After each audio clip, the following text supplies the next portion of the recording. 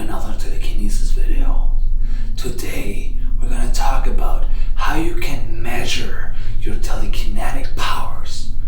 How can you put a number on it, how strong you are. This is what this video is about. All you need is a scale like this one. And it should be like a mechanical scale like this one, not a digital, because a digital scale you could manipulate the numbers with electrokinesis by accident, and you can even break the scale, and that's not what we're doing here. So for some it's easier to apply pressure to the scale with telekinesis, but I don't have any connection to this scale because it's not mine. I borrowed this one. It's not my scale, so I have no connection to this scale. I do have connection whatsoever to this pen.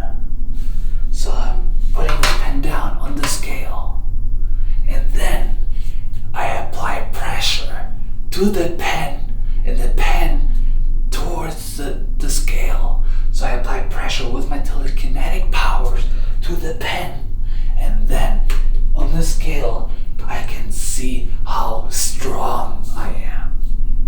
It's not a real number though, because how strong is telekinesis? It's just the number of kilos, how heavy, how much pressure, but it's just an idea, so you can just do that once in a while to see if your telekinetic powers increase or decrease. But it doesn't give you, it just gives you an idea, but not an exact number, if that makes sense. Okay, so how do we do this? Like I said, we just put the object down, and then I do my breathing and my telekinesis towards the object, and the object pushing down. All the energy I have, try to push it down. Nowhere else, not left, not right. There would be wasted energy. Only down.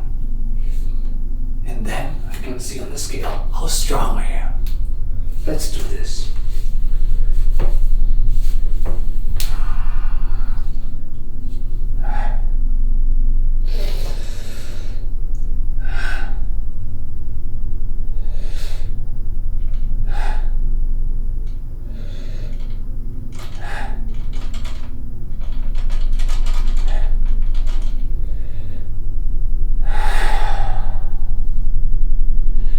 So it was around 60 and 80.